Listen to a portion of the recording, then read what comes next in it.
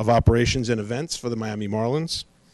We have Police Chief Rodolfo Llanes, Fire and Rescue Chief Joseph Zaralbin, and Ethan Orlinsky, Senior Vice President of Legal, Business, and Club Affairs for Major League Baseball.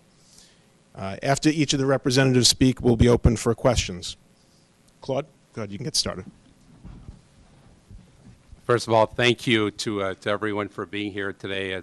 It's been, as most of you know, we've been working on this for 18 months now, and I would like to take this opportunity to thank all the federal, state, and local agencies, police, fire and rescue, your assistance, not only in coming to San Diego last year, but all the internal meetings, the meetings with MLB, the heat shield exercise the drill that we did in January of 16, tabletop exercises, has really prepared us for an event of this scale. So I want to thank all of you for everything that you guys have done, because the success of this event is directly related to your assistance. So we greatly appreciate it, and I wanted to thank you. Just a few things I wanted to highlight that's a little bit different than what you normally see at a baseball game. And if you don't mind, I'll just walk around here. So, one of the elements that we changed is and this is partly a safety issue for us, and two, it was a control mechanism, is we decided to basically, the West and East Plaza, we are pulling all of the fences and metal detectors to the outside. We did this for the Beyonce concert. It was very effective. So people will be going through the metal detectors early. Once they're inside, they can go to the team store. They can go to, we're also putting up a tent of 1,500 square feet in the West Plaza. We'll have some retail operations in the East Plaza. So once they're there, they can decide to shop, and when they're ready, they can enter the ballpark, and they don't have to go through metal detectors. Everyone will have been checked. It will create an initial line, and again, one of the key elements that we modified as well is we are opening the gates 2 hours before the start of the game on Sunday, and it's a 4 o'clock start, so 2 p.m. on Sunday. And on Monday and Tuesday, 3 hours before the Home Run Derby is at 8 o'clock. So at 5 p.m. The gates will open, and for the All-Star game, it'll be 4:30 for a 7:30 p.m. start. So we encourage people to arrive early at all these events. Remember, Monday and Tuesday, regular traffic. So again, this is not a regular game where you think you can get there in 15, 20 minutes. It will take longer. We're dealing with the bridge. We're dealing with some issues. So make sure that you give yourself a lot of time to get to the ballpark, and so you can fully enjoy the experience once you get here. In terms of parking, if you notice the green area, the home plate, first base, center field, and third base, we have the 4 garages that are open to the general public. And again, normally when people come to a game, they are assigned directly one of the parking garages. And for convenience and ease of operations, we decided to do general parking. So it'll be first come, first serve. So again, if people arrive early, they will be able to select, and they've purchased their parking in advance, they will be able to park where they want. If they get here late, it'll be whatever is left available in those 4 lots. We are presently 80% sold for the garages. We expect to be sold out by the end of the week. So anyone coming to the games, please, please, please purchase your tickets now, because your options will not be, there will not be any parking left at the ballpark. We do have ride share as well. If you look at the yellow box right here, Northwest First and West Flagler. So we've set up a lot in that area that's going to be focused on ride sharing. So again, a lot of people from out of town, a lot of people in the hotels. So by all means, people can use either Uber or Lyft, that service, and certainly taxi will be on Northwest 16th. But we encourage people to use ride share for the ballpark. For those people that will purchase parking or will think of parking at the last minute, we do have the downtown park and ride. So right next to the government center, this is basically where people can buy their parking right there. And you have all the information in your press kits in terms of the address, but it's right next to the government center, the west lot. And we again did this for Beyonce. It was very effective, and you can see the route that brings you right to the corner of West Flagler. And when you look at it over here, the hash marks is basically where all the buses will be parked before and after the game. So the park and ride, so anyone from downtown, if someone works downtown, they want to leave their car there is a complimentary shuttle that will bring you this route pre and post. So again, we encourage people downtown to just leave their cars there, take the park and ride, and come directly there. For those people driving to that area, it's a $20 price. In terms of the Fan Fest at the Miami Beach, we do have 6 lots available for a total of 3,500 spaces. Some of those spaces is assigned to the people that are just visiting the Miami Beach, so it's not all dedicated to this. And we do have the ride share again, right next to the Fillmore on Washington Avenue. That's where Ubers and Lyfts will be able to drop the people coming to FanFest. FanFest is an extraordinary experience for anyone who's been at any All-Star game. I strongly encourage people to visit the FanFest. It's a 3-hour really incredible experience for adults and children alike, batting cages, autograph sessions, and really learning about the game of baseball. So if anyone wanting to see it, even if you're not attending any of the games, try to visit the Fan Fest. We've sold already north of 100,000 tickets for the Fan Fest over the 5 days. That's basically it on terms of that component.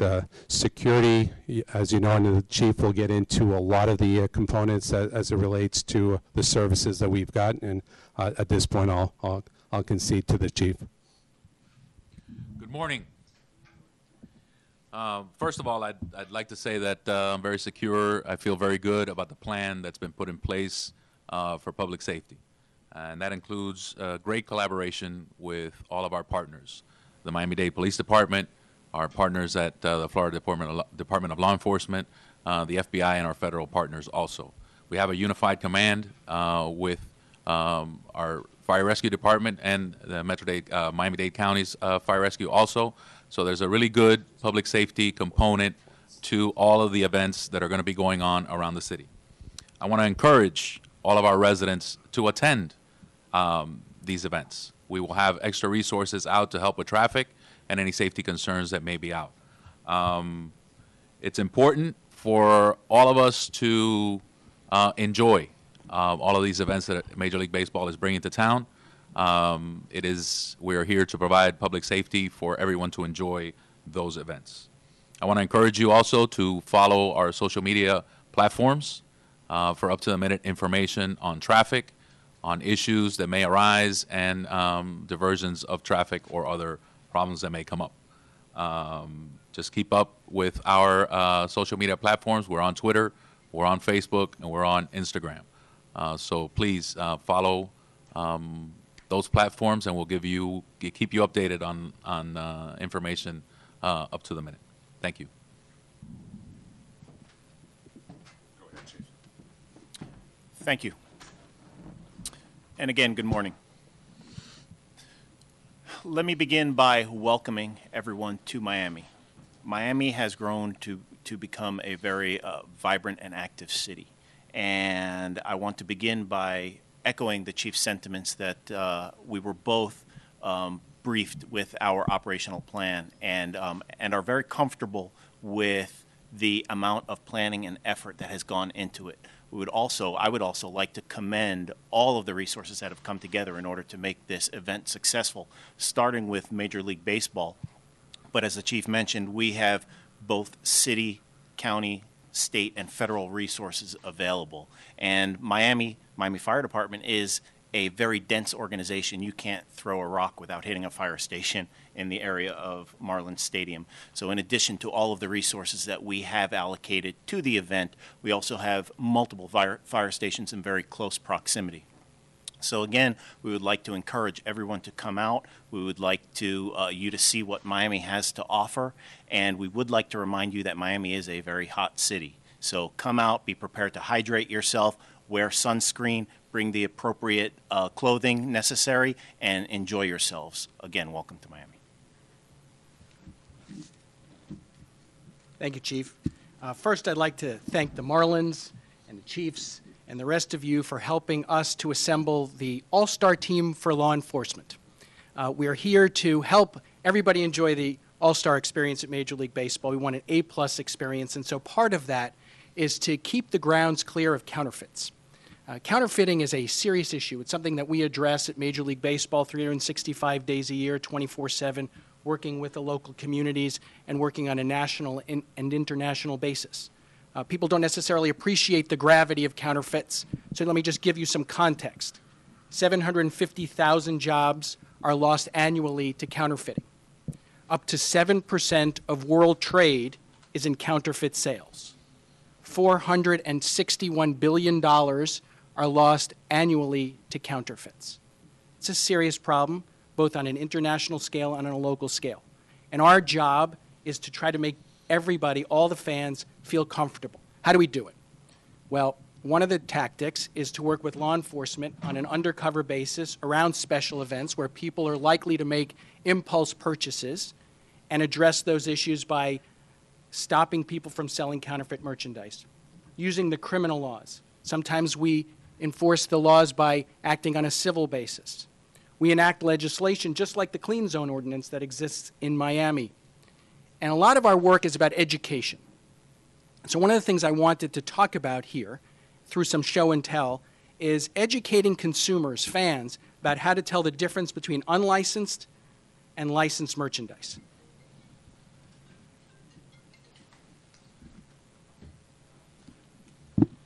So with that,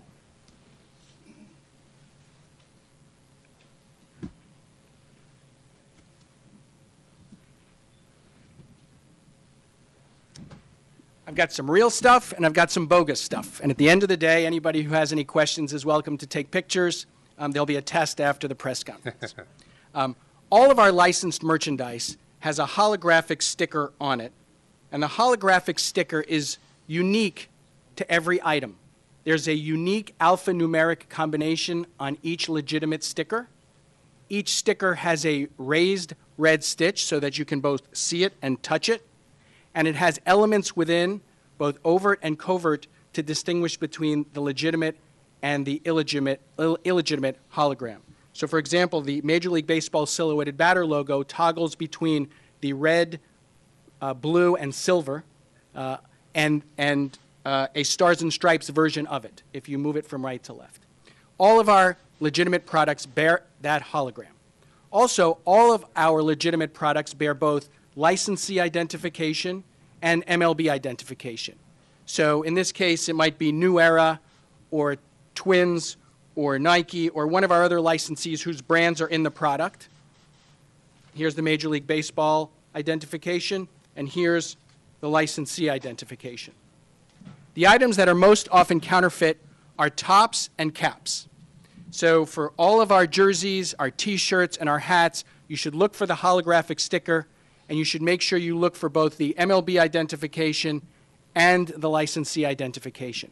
Counterfeiters don't necessarily pay as much attention to those kinds of details, because it costs them more money to include all of those items. Oftentimes what they do is they produce products using seconds, defective product, if you will. And many of these items bear cut labels because the licensees, the legitimate vendors, won't accept these for the products that they produce with our marks on them. So any item that bears a cut label is likely to be counterfeit. Also, there are no misspellings on our licensed items. So if there's that kind of mistake, then you should make sure that you identify as counterfeit. And here, oftentimes, again, no licensee and no MLB identification. Obviously, no hologram as well. one of the questions that we get asked is, why do we address these issues? Like, who are the victims of counterfeits? Well, of course, it's the brand owners, but it's far more than that. It's the fan who wants to have a keepsake that's going to last more than one washing. It's the taxpayer, because we pay up the difference for the taxes that are lost from counterfeit sales. We know that for every dollar spent in enforcing counterfeiting laws and anti-counterfeiting activity, $5 in tax revenue is generated. The retailers who are selling legitimate merchandise, the licensees who are making the merchandise, they're also victims of counterfeits. So this is why we're doing what we're doing. If you have any questions, we've set up a 1-800 number. It's 1-800-TELCAPS, 1-800-TELCAPS, and we'll address the issue as you see it.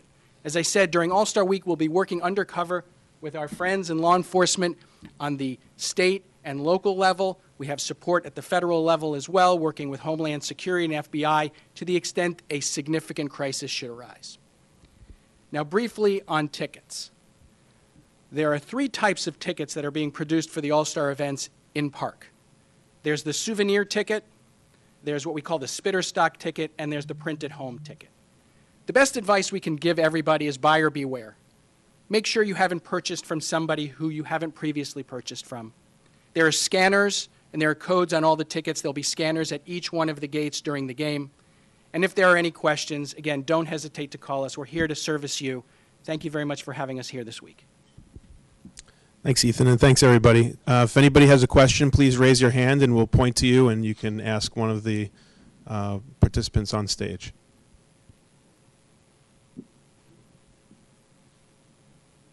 Yes.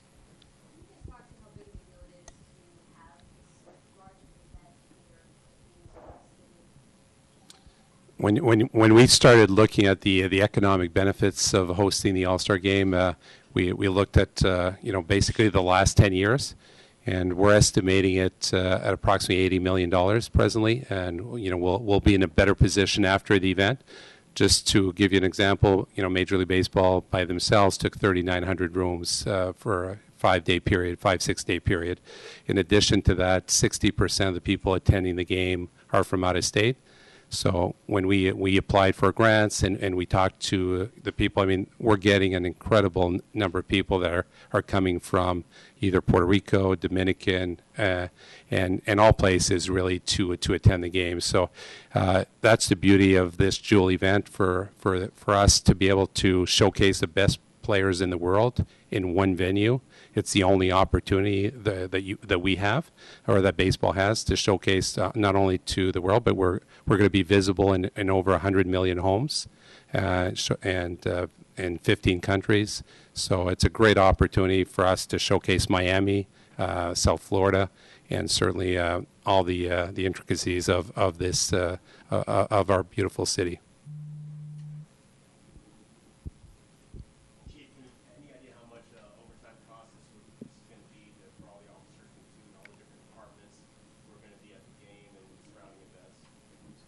There's no way, projections are right at about 1.5 million at this point, but we won't know until after, depending on what happens during the events and how the week plays out. But it's right at about that.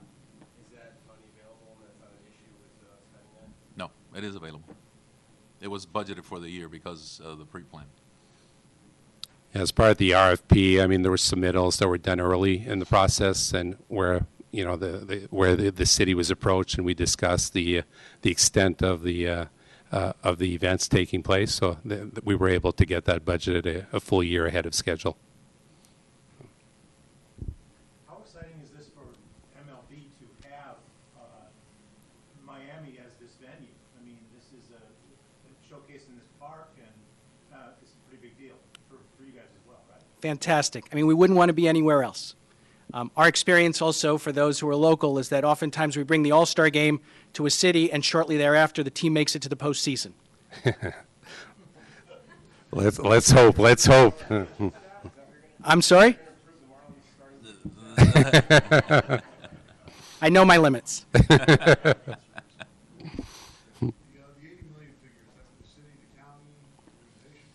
The $80 million is the economic benefits to the area. So when you're looking at the benefits to hosting the All-Star game or the Super Bowl or any event like that, it's basically everything associated to the region. So, but mostly we're talking really Miami-Dade County. Is the swirling possibility of a Marlins sale, is that a distraction in any way from the game or the activities? I have to be honest, I mean, this has been 18 months, and our entire focus has been the All-Star game. I mean, David and Jeffrey are looking at the sale, but from our standpoint, this is all we think about, and that's all we talk about. So the sale for us is something we don't control. What about any possible distraction from the umpire who lives in South Florida who's suing Major League Baseball right now? Does that come on the radar at all? Certainly not for me and my job in enforcing anti-counterfeiting laws. Moving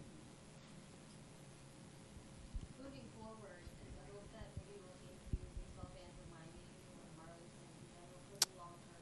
Yeah, without a doubt. I mean, I think the opportunity that we had we had 3 World Baseball Classics that we've hosted, one at Sun Life at the time, and the last 2 at Marlins Park.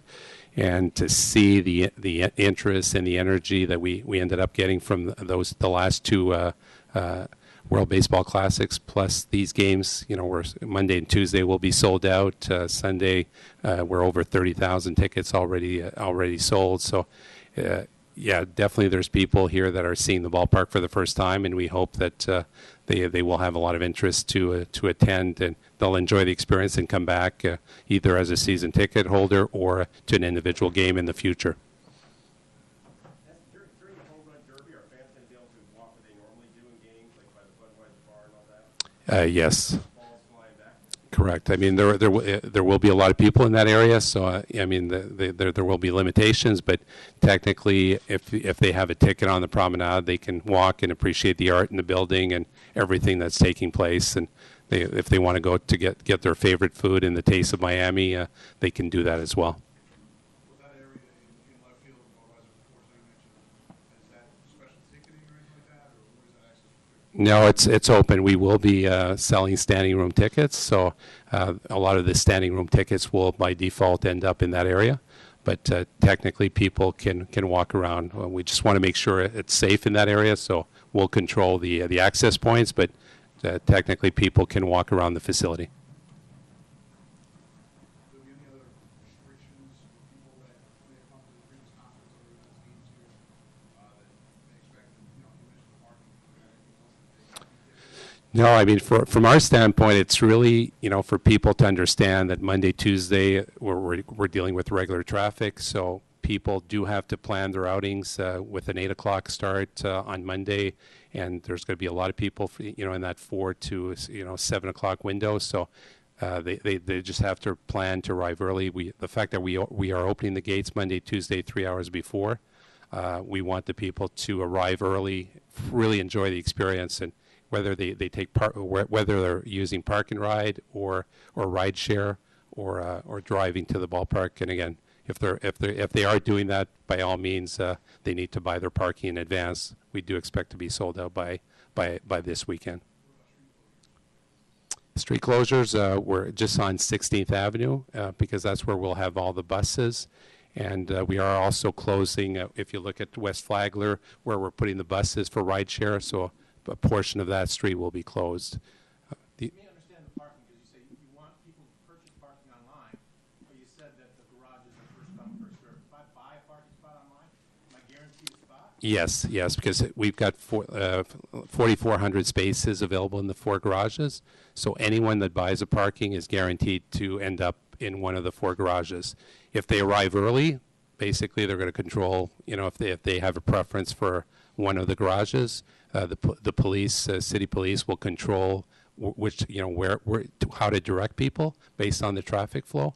But generally, if people want to get to one specific garage, they need to arrive early. But they are guaranteed a space as long as they've reserved in advance, because we won't be selling tickets the day of. How much is that parking online? $30. It sounds like this Beyonce concert played a big role in your guys getting ready for this thing and testing out some items.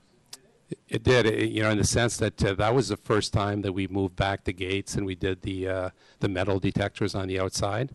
And we knew, we wanted to get the people in. We know South Florida, a lot of the local community likes to get to the events at the last minute. We want them to enjoy the 9 innings, right? I mean, the home run derby is going to be an incredible opportunity to see some of the best players, and we know, but the names have just been announced. So I think people need to get here by 8, and we're encouraging people to get here between 5 and 6, so they can eat and really sit and enjoy and just enjoy the facility as well as what's taking place on the field. No, I mean, from our standpoint, really, we did make a few adjustments and on the city side for how they're going to tackle the streets post event. We will we're talking about closing from 22nd Avenue on Northwest 7th Street.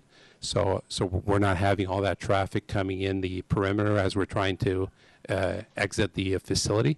So that's an adjustment we will make. The rest is really controlling, and there's going to be a lot more staff on the exterior, so we can direct people that are looking for doing rideshare and that they're not sure on their how to get there. So we'll have a lot of our staff directing people back for the rideshare and the park and ride.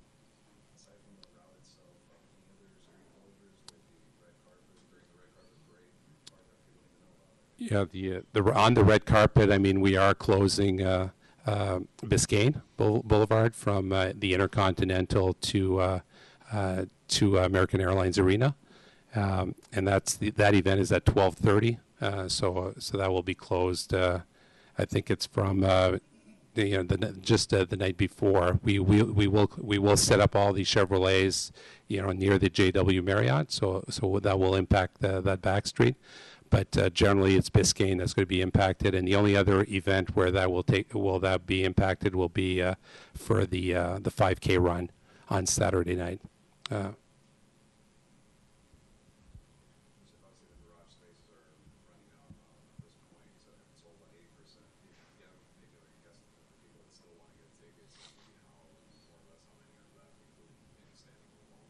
Yeah, it fluctuates between 600 and 1,000 for each of the events.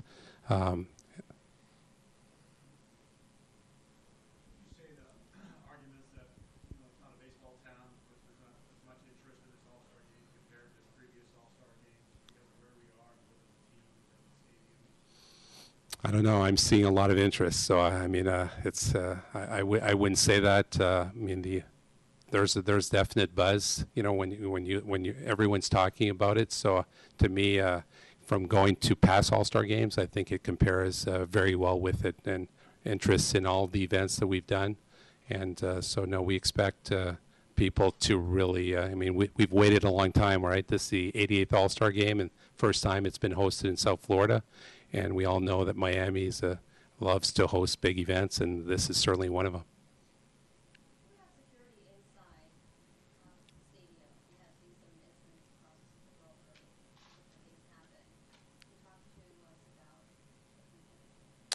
Yes, I can. Major, do you want to take that one?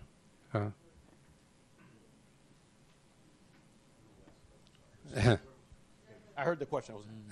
So we're taking security very serious. Obviously, this is not the first time that we have large events in our department. So last year we sent our staff to the game that took place in San Diego. We pretty much had a rundown of what transpired there, brought the lessons learned back from there, and obviously on a daily basis we look at events that are happening overseas. So we do have contingency plans. We do have discussions about what those concerns are. But obviously I'm not going to get into it. I mean, it's something that I want to discuss, but it's something that we take explicitly serious. What can we say to fans and all the fans that will be there? Have a good time. And I should point out that the maps that Claude was speaking to and mentioning are in the press kits that we passed out beforehand. If you don't have one or didn't receive one, you can grab one on the way out. Come see me. If you want a JPEG of those maps, you can feel free to email me at matt.bourne, B-O-U-R-N-E, at MLB.com, and we can send those over to you as well. Claude, any final remarks? Yeah, I think I've stressed enough on the arriving early and buying your parking in advance, but and anyone that's coming, if they want to use rideshare, not only to the ballpark but to the convention center, because of the ongoing construction, we would certainly encourage that as a effective means to get to both venues. So. No, we look forward to hosting everyone at the ballpark, and it's going to be a fun week of events starting tomorrow with some of our legacy projects. Thank you. That concludes our press conference. The participants will be available for questions now if you'd like. And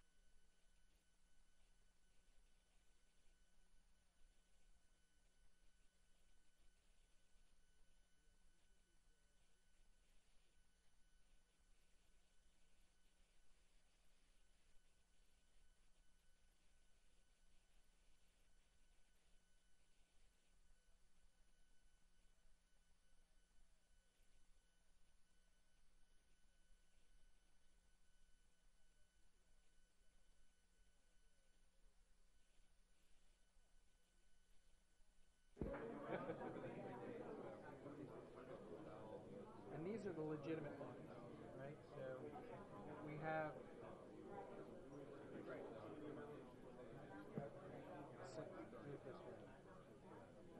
These are legit, and this is kind of off. Every sticker has to have a unique alphanumeric combination on it, and all of the devices are the same for both.